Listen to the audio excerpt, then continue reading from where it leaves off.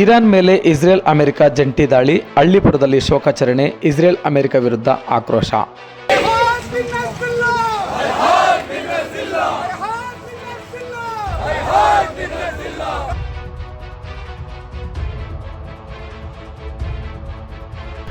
America Israel ಜಂಟಿ ದಾಳಿಯಲ್ಲಿ Iran supreme leader ಅಯಾತುಲ್ಲಾ ಅಲ್ ಖಮೇನಿ ಸಾವನ್ನಪ್ಪಿರುವ ಸುದ್ದಿ ಕೇಳಿ ಚಿಕ್ಕಬಳ್ಳಾಪುರ ಜಿಲ್ಲೆಯ ಹಳ್ಳಿಪುರ ಗ್ರಾಮದಲ್ಲಿ ನೀರವ ಮೌನ ಆವರಿಸಿದೆ. ಗ್ರಾಮದಲ್ಲಿ ಎಲ್ಲ ಅಂಗಡಿ ಮುಂಗಟ್ಟುಗಳನ್ನು ಸಂಪೂರ್ಣ ಬಂದ್ ಮಾಡಲಾಗಿದ್ದು 3 ದಿನಗಳ ಕಾಲ ಕರಾಳ ದಿನಾಚರಣೆ ಮಾಡಲು ತೀರ್ಮಾನಿಸಲಾಗಿದೆ.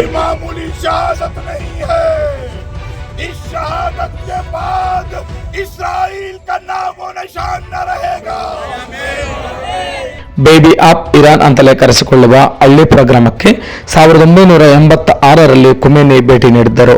ಇವರ ಹೆಸರಿನಲ್ಲಿ ಆಸ್ಪತ್ರೆ ಸಹ ಗ್ರಾಮದಲ್ಲಿದೆ. ಖಮೇನಿ ಅಂದರೆ ಇಲ್ಲಿನ ಜನರಿಗೆ ಪೂಜ್ಯ ಮತ್ತು ಗೌರವಯುತ ಭಾವನೆ. ಹಾಗಾಗಿ ಅವರ ಸಾವಿನ ಸುದ್ದಿಯಿಂದ ಹಳ್ಳಿಪುರ ಸ್ತಬ್ಧವಾಗಿದೆ.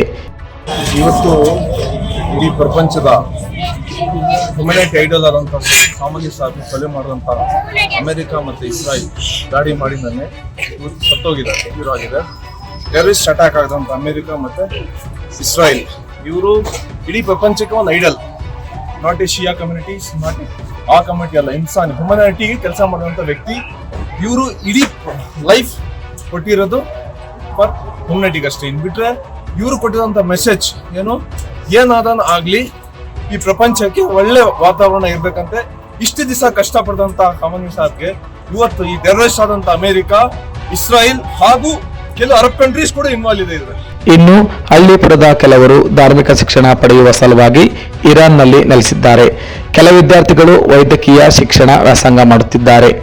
ಇರಾನ್ನಲ್ಲಿ ಯುದ್ಧ ಸಂಭವಿಸಿದಾಗಲೆಲ್ಲ ಇಲ್ಲಿನ ಜನರ ಹೃದಯ ಕಲಕುತ್ತದೆ. ತಮ್ಮವರಿಗೆ ಏನಾಯಿತು ಅನ್ನೋ ಆತಂಕ ಮನೆ ಮಾಡುತ್ತೆ. ಸದ್ಯ ಹಳ್ಳಿಪುರ ಗ್ರಾಮ ಮೌನಕ್ಕೆ ಜಾರಿದೆ. ವರದಿ ಕೆಜಿ ಭಾಸ್ಕರ್, ಸ್ವರಸ ನ್ಯೂಸ್, ಗೌರಿಬಿದನೂರು.